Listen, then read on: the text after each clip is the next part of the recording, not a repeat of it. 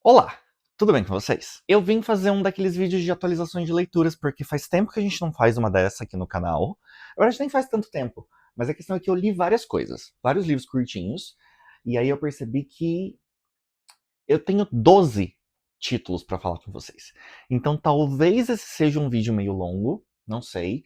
Tem alguns deles que eu não tenho muito o que falar sobre, tá? Então nem sei se vai ser tão longo assim. Porém, queria aparecer pra dar essa atualização de o que ando lendo, o que li, quais minhas opiniões, porque entre esses livros está um que provavelmente vai entrar nos melhores do ano, viu? Consegui ler um livro incrível aí.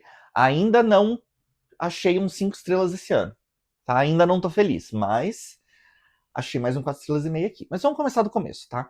O último livro do qual a gente conversou foi o Legion, do Sanderson. Então eu vou pegar dali pra frente tudo que eu li em ordem, tá? Depois de ler Legion, vamos lá. Eu fui ler um livro de não ficção chamado The Story of Us. Se você é fã da Taylor Swift, você deve reconhecer esse nome, porque esse é o nome de uma música muito icônica da Taylor, lá do Speak Now. E, bom, esse livro é de uma autora chamada Olivia Levine, e ela é uma fã da Taylor Swift que escreveu esse livro sobre a Taylor, mas não necessariamente sobre a Taylor, sobre o fandom, sobre a cultura que existe dentro do fandom da Taylor Swift. E quando eu li a sinopse, me pareceu que ia ser um negócio super legal. Assim, eu não esperava encontrar nada que eu não soubesse, mas eu achei que ia ser um negócio super legal. Mas, gente, que chato, assim, chato, sabe? Eu, eu acho que dava para esse livro ser escrito de um jeito muito mais interessante. Porque o fandom da Taylor Swift, ele é um lugar muito específico de você estar e interagir. E tem muitas coisas muito específicas que acontecem dentro desse grupo de fãs. Muitas histórias, muitas coisas que aconteceram aí nesses quase 20 anos de carreira da Taylor. E eu acho que existiam jeitos muito mais interessantes de botar isso num livro.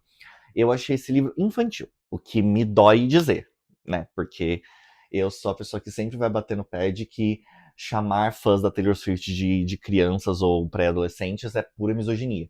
Mas esse livro é escrito de um jeito muito infantil. E ele não precisava ser. Eu acho que ele podia ser muito mais interessante. Dei 2 estrelas e meia, tá? Depois, eu fui ler O Fantasma da Ópera. Tá? Eu li esse livro pro meu clube do livro. E nossa, que experiência ler esse livro, tá? Porque assim, eu já tinha visto o musical, tá? Eu vi a peça, né, no teatro, e as minhas opiniões com relação à peça e com relação ao livro não são muito diferentes, tá? Essa história vai contar a história de um incel que fica obcecado por uma tonta. E é isso, tá? Então, qual que é a coisa aqui? Você tem a Christine, que ela é uma cantora que se apresenta num teatro ali, canta ópera, etc. E existe esse cara que mora escondido dentro desse teatro, numas câmaras secretas e nos corredores secretos dentro desse teatro. E ele vai ficar obcecado por essa garota, e ele começa a agir como se ele fosse meio que um fantasma, assim, dentro do teatro. Ele começa a fazer coisas, ele começa a mandar umas cartas pra administração do teatro, exigindo coisas e falando que ele vai destruir tudo se não fizer a vontade dele, que não é pra vender é, as cadeiras do camarote não sei qual, porque esse camarote é dele, e tal dia tal não é pra tal atriz fazer tal peça, que é pra Christine fazer. E a Christine, ela é uma tonta. Ela, pra começar, que ela começa a ouvir a voz desse cara. Tá? E tá muito claro para você que tá lendo, e deveria estar claro para qualquer pessoa envolvida nessa situação, de que ele está atrás da parede no camarote dela. Ela ouve essa voz vindo da parede. E é óbvio que tem um túnel ali. É óbvio que ela tá ouvindo esse cara falar com ela através da parede. E ela não se toca, ela começa a achar que é um espírito, que não sei que parente dela mandou e não sei o quê. E ela começa também a ficar obcecada por esse cara. E esse cara começa a fazer um monte de merda, começa a matar a gente. E ela tá, tipo, aparentemente super ok com isso. Juro pra vocês, tem uma hora. Foi a parte que eu fiquei mais assim, embasbacado com essa história, tá? Ele já tinha matado gente, tá? Já tava um caos a história. E essa garota, ela tem um outro pretendente, né? Raul? É Raul o nome dele? Já nem lembro. E tem uma hora que esse cara vira pra ela e fala, não, porque a gente vai te levar pra outro lugar, a gente vai te esconder, e não sei o que, não sei o que. Ela vira pra este cara e ela solta a seguinte frase, não, mas se eu não cantar amanhã à noite, ele vai ficar muito triste. Sabe? É um incel e uma tonta. É um incel e uma tonta, e é só isso essa história. É a grande dinâmica de um incel obcecado por uma tonta. É isso que vocês têm que saber sobre o Fantasma da Ópera, tá? As músicas são bonitas, eu nem acho o musical tão legal assim, eu acho que as músicas são muito bonitas, eu acho que a história é contada de um jeito um pouquinho confuso no musical, só que aí, quando você lê o livro, você percebe que o problema nem é o musical, o problema é a história em si, o plot da história...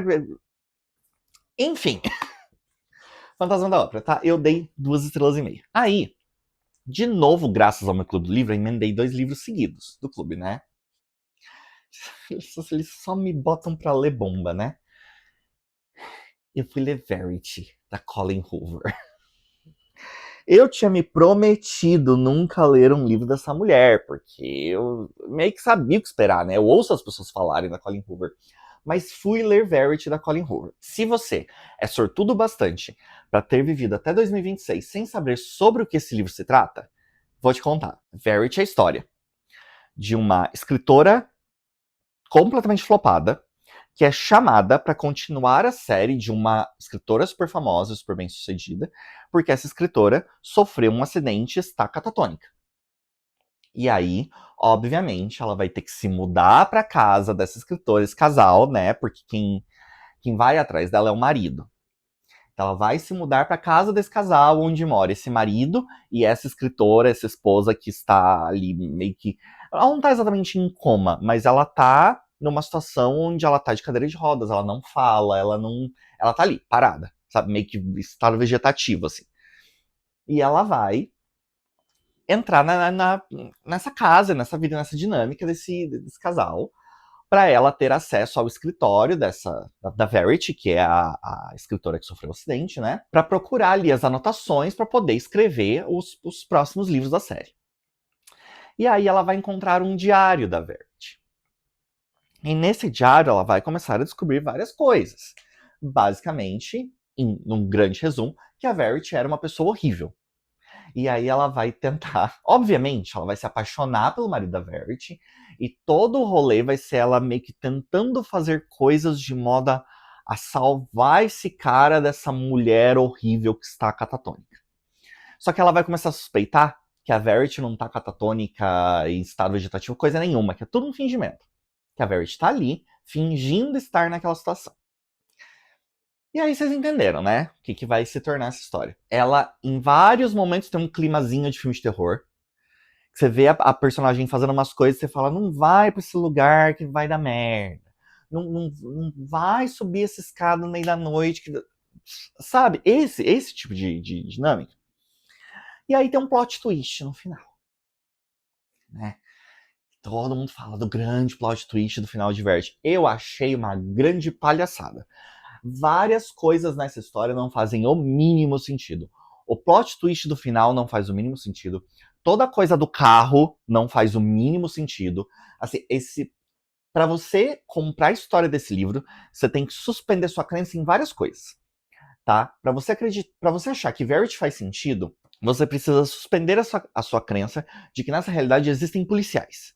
Que se a polícia existir, essa história não acontece do jeito que ela aconteceu, tá? Porque até o policial mais imbecil do mundo perceberia que existem coisas muito erradas acontecendo ali e que ninguém percebe. Tá? Então, assim, ruim. Cheio de ponta solta, cheio de. É que eu não quero dar spoiler, tá?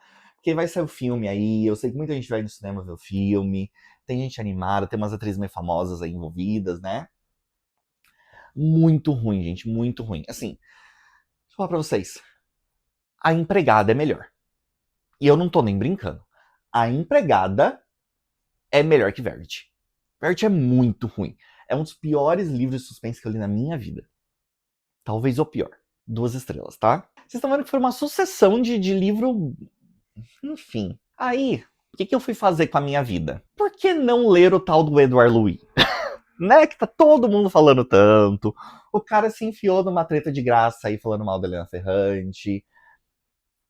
Eu tenho os audiobooks aqui disponíveis. Deixa eu pegar esse... Qual que é o nome do primeiro dele que eu li? Que, sim, foi mais de um, tá? O Fim de Ed, ou O Fim de Edi, sei lá como se pronuncia, tá? Vamos lá, Edward Louis. Eu fui entender depois que os livros do Edward Louis são todos autobiográficos, tá? Aparentemente o cara não sabe escrever absolutamente nada que não seja a vida dele.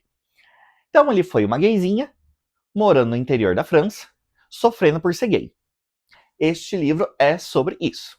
É uma gay sofrendo, descobrindo a própria sexualidade, se apaixonando por uns meninos da escola, pegando os meninos da escola, sofrendo com a família homofóbica.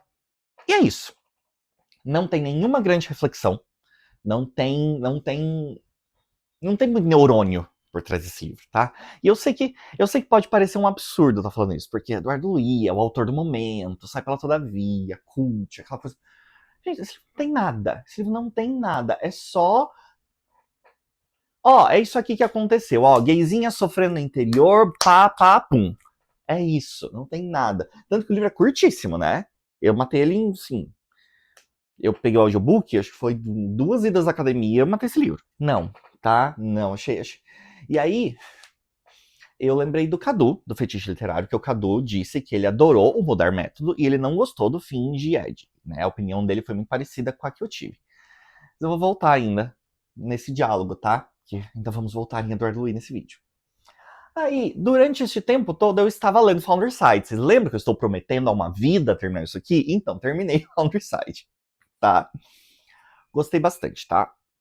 Então, aqui a gente vai acompanhar uma realidade onde existe esse tipo de magia que é feito através de inscrições. Então, existem símbolos que você inscreve nos objetos e os objetos passam a acreditar que eles são outra coisa, ou que eles têm outras propriedades.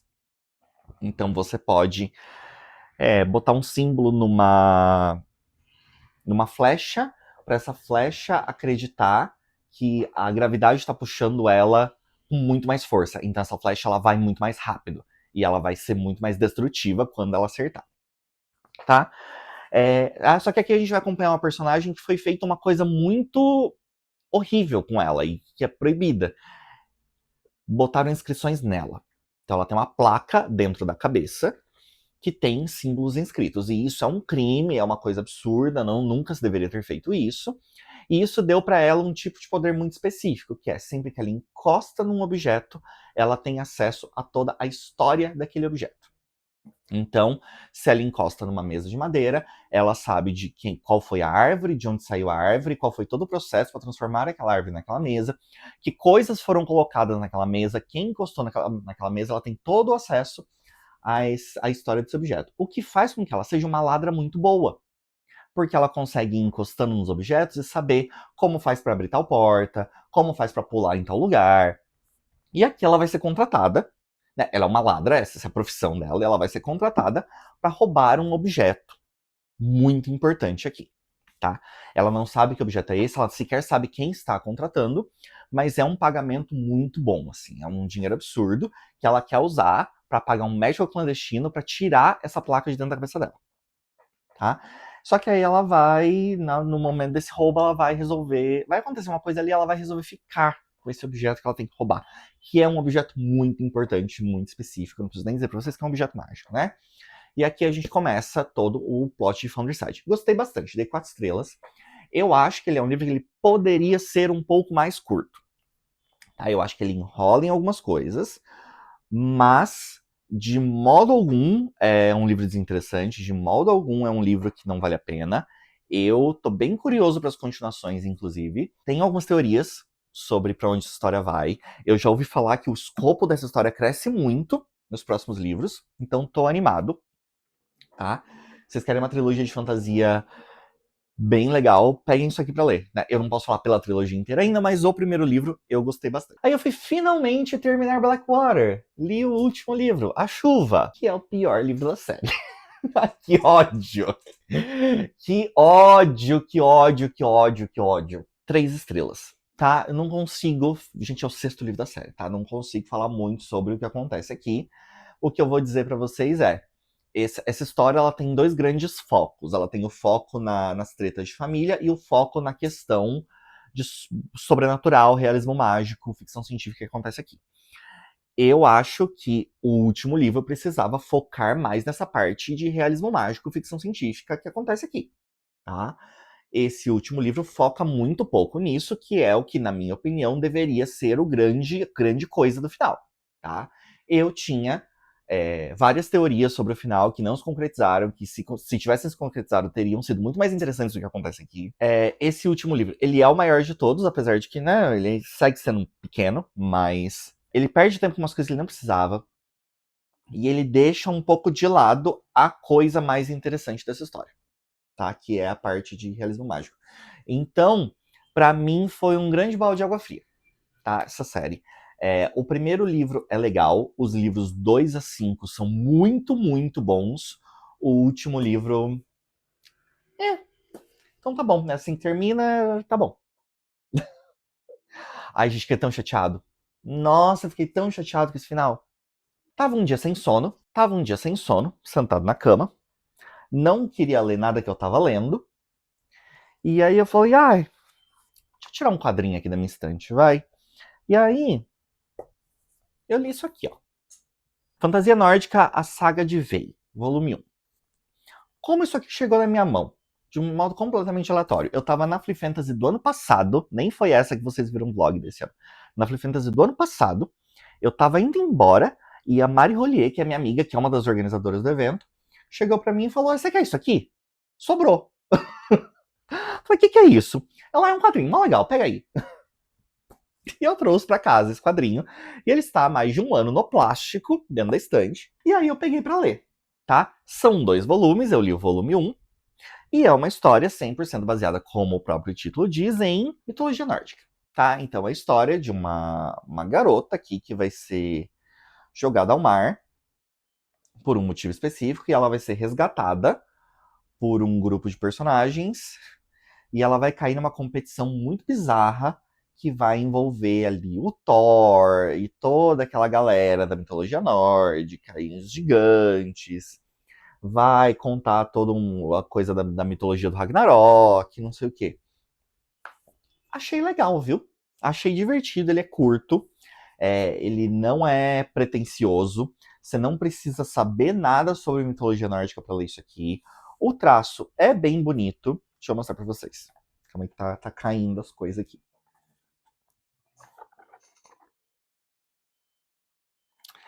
Ele é mais 16, tá, gente? Ele tem cenas de safadeza. Tá, deixa eu ver se aqui dá pra mostrar. Então, eu gostei do traço, eu achei a história é simples, tá? A história é bem simples, ela é bem direta ao ponto. O Loki aqui é muito legal, tá? O modo como o Loki é representado nessa história. Gostei, viu? Gostei. Eu preciso ler o segundo agora. Eu comprei o segundo, tá? O segundo tá aqui no plástico. Devo ler este mês. Vamos ver. Aí, agora vamos falar do grande protagonista desse vídeo, tá? The Trees Grew Because I Bled There, de um autor chamado Eric LaRocca, tá? Esse é um de contos, tá? E eu sei, contos, enfim. Mas é um dos, se não o livro mais perturbador que eu já li na minha vida. Ele é um pouco gore, mas ele não é... A coisa dele não é ser simplesmente gore. A coisa dele te deixar desconfortável pelas situações em que ele vai esfregar na sua cara, tá? Tem contos que vão pro sobrenatural, tem contos que são só sobre a maldade humana e a que pontos a maldade humana consegue chegar, tá? De novo, eu não consigo falar muito sobre esse livro, porque eu acho que não faz sentido eu ficar dando sinopse de conto aqui pra vocês. O que eu vou dizer é, se você quer um livro pra te deixar perturbado, e assim, uns contos rapidinho pra você ler 15, 20 minutos antes de dormir e ficar ruim da cabeça depois, pega esse livro pra ler, tá? Aqui é o G do Futuro, tá? É o G que tá editando esse vídeo. Pra dizer pra vocês que eu perdi um pedaço desse vídeo, tá? Eu fui editar e percebi que um pedaço sumiu. E é um pedaço em que eu tô falando do melhor livro desse vídeo, que é o The Trees Grew Because I Bled There. Então, no pedaço que sumiu, pelo que eu me lembre, o que eu tinha dito era... esse livro tem diversos contos, eu só não gostei de um deles. Um deles eu achei meio fraquinho. Eu vou dizer pra vocês quais foram os meus preferidos, que foram os que me deixaram mais perturbado a cabeça, tá? O conto que dá nome ao livro, The Trees Grew Because I Bled There, e tem um outro que se chama You Should Not Be Here. Esse, tipo, eu terminei de ler esse livro faz umas semanas já. Vai fazer umas 2 semanas que eu li esse livro. Eu me pego pensando até hoje nesse conto, tá? Então, assim, bastante perturbador. Eu ouvi o audiobook dele e teve situações em que eu tava... Não só esse conto, tá? O livro todo. Teve situações em que eu tava comendo enquanto eu ouvi o audiobook e eu precisei parar a refeição no meio. Porque não dava, assim, eu não conseguia olhar pra comida e ouvir aquilo.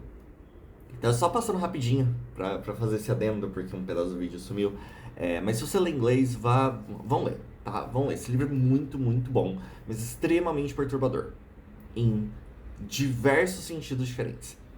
Depois, eu fui ler um conto de um outro autor, tá? Deixa eu pegar ele aqui. Tem um autor que eu conheci há uns anos atrás, chamado T.S. Galindo, que escreveu esse livrinho aqui, ó, que é o The City Below the Cloud, que é uma história de ficção científica que envolve cogumelos que criam vida, tá? Esse livro é muito legal, ele tá disponível no Kindle Unlimited, então peguem pra ler, é bem, bem legal mesmo. E ele tem um conto que ele publicou um tempo atrás, chamado The Green Glow. E aí eu fui ler The Green Glow, é um conto curtíssimo, são 18 páginas. E é a história de uma pessoa que acorda. Ela não tem muitas memórias da vida passada dela, mas a questão é que ela acorda e ela é só um esqueleto. Apenas. Ela não tem mais músculos, ela não tem órgãos, ela é um esqueleto. E ela acorda num lugar escuro e ela vai lidar com as coisas agora, com o fato de que agora ela é um esqueleto e existem figuras ali perto. E ela vai ter que lidar com essas figuras enquanto ela tá tentando entender o que aconteceu e por que ela é simplesmente um esqueleto. É um conto que te deixa meio desconfortável em alguns momentos, porque ele narra com certa precisão o sentimento de, sei lá, na hora que ele encosta na própria cabeça, ele sente osso batendo no osso, sabe? Muito legal mesmo. Eu dei... Então, desculpa. Pro The Trees Grew Because I Bled There, eu dei 4,5 estrelas. Pra esse conto, o The Green Glow, eu dei 4 estrelas, tá? Achei bem legal. 18 páginas. E eu acho que ele é um ótimo... Ele serve muito bem se você quer treinar seu inglês, tá? O inglês dele é bem tranquilo de ler. E, cara, são 18 páginas. Você lê assim num tapa. Muito bom. Vamos lá, tem mais 3 livros pra gente falar aqui, tá? Vamos ver se a minha bateria aguenta. Aí eu fui ler o livro desse mês do meu clube do livro, que é o Mentiras que Contamos, do Philip Besson. Um Edward Louis que deu certo, tá? É outro livro de gay sofrendo, curtinho. Então vai contar a história de um cara que na adolescência se apaixona por um colega, e esse colega, ele, enfim, é aquele tipo de relacionamento que eles transam, mas o cara não quer ter nada porque, né, preconceito, ninguém pode saber de nada, e o cara trata ele com uma certa frieza, mas aí eles se encontram e eles transam, e é incrível, mas aí volta para aquela frieza de sempre. Então você vai acompanhar todo o desenvolvimento da relação desses personagens na adolescência. E aí você tem um gap temporal, quando anos e anos e anos depois, a pessoa que está contando a história se tornou um autor, e ele vai encontrar, meio que por acaso, o filho desse cara por quem ele foi apaixonado. E aí você vai acompanhar aí um diálogo muito profundo e muito, assim, de quebrar o coração desse cara com o filho da pessoa por quem ele foi apaixonado. Tá? Esse é o ato final do livro, mas eu não acho que seja um spoiler contar isso pra vocês.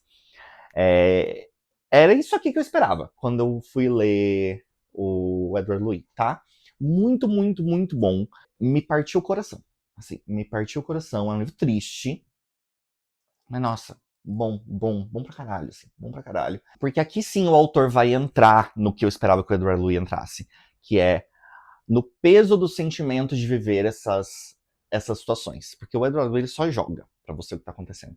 Aqui não. Aqui ele vai discutir o sentimento, ele vai discutir o peso, ele vai discutir o quanto é difícil e pesado carregar a própria sexualidade num ambiente, numa época onde você não pode sair do armário, porque isso vai praticamente destruir a sua vida. A parte do final, depois que ele é adulto, que ele tá remoendo tudo e pensando tudo, e tem toda a coisa do peso do arrependimento de não ter feito mais por aquela relação, de não ter feito mais por aquele amor, por ter visto aquele amor tomar um outro caminho na vida, escolhido botar para baixo do tapete essa parte tão importante de si e tomar esse lugar na sociedade de o heterossexual padrão que vai se casar e ter filhos, etc. É de partir o coração esse livro, tá? Eu achei muito, muito, muito bom. Eu dei 4 estrelas. E é curtíssimo também, tá? Eu acho que o audiobook dele tem 4 horas, tá? Super recomendo. Aí depois eu fui cometer um outro erro. Lembra que eu falei que eu ia voltar no Edward Louis? Então, fui ler o Quem Matou Meu Pai. Eu, enfim, vou dar uma segunda chance, né? Vou pegar esse outro livro do autor. E esse livro, como o próprio nome dá pra gente supor, é sobre a relação dele com o pai. Eu achei que esse livro ia me destruir, tá? Porque, enfim, existe um certo nível de identificação aí, porque eu fui uma pessoa que nunca me dei bem com meu pai por causa da questão da minha sexualidade, né? A gente nunca se deu bem, enfim, meu pai também não é mais vivo hoje. E eu peguei esse livro falando, putz, esse livro é sobre mim, quer ver? Quer ver? Quer ver que eu vou terminar esse livro destruído? Gente, mesma coisa do fim de Ed. É só situações jogadas sem nenhum peso de sentimento, nenhuma reflexão sobre o assunto. É só tipo, ai gente, isso aqui aconteceu. Meu pai era assim, e aí ele fazia tal coisa, e aí eu agia desse outro jeito aqui, porque era como eu conseguia me adaptar a essa situação do meu pai. E aí o livro tem todo um tom no final de tentativa de se reconciliar com esse pai. Só que aí, assim, de novo, é um livro curtíssimo, ele tem 1h30 de audiobook, tá? Eu ainda ouvi acelerado, eu matei esse livro em 40 minutos. Então ele é quase um conto, tá? E eu achei que ele ia ter um peso emocional gigante, e você termina falando, tá, é isso. De novo, Eduardo Lee. Você realmente não consegue desenvolver os sentimentos que você quer passar para o leitor, né? Você só consegue escrever sobre a sua própria vida e é isso. Você escreve sobre a sua vida apenas e não consegue transmitir para o leitor nenhum pingo de profundidade sobre aquilo que você está discutindo. Então eu dei uma cansada. E aí eu fui falar com o Cadu, tá? Mandei um áudio pro Cadu ontem à noite, falando, amigo, o problema é comigo? Aí ele falou, olha, eu só li o fim de Ed e é isso aí mesmo, tá? Mas ele gostou muito do Mudar Método. Ele falou que o Mudar Método é um livro mais bem escrito e mais bem desenvolvido nessas questões. Um dia eu chego lá, tá? E aí, gente, o último livro que eu tenho pra falar com vocês nesse vídeo, eu li o Hotel Termush, do Sven Holm, que saiu pela Aleph aí há uns meses atrás, e é um livro de distopia. Mas é um livro de distopia meio... Ele tem um outro peso depois que você lê pós-pandemia, tá? Essa aqui é a história de um hotel que vai servir como abrigo para pessoas muito ricas quando deu ruim, tá? Deu ruim, houve um grande desastre que você supõe que seja uma guerra nuclear.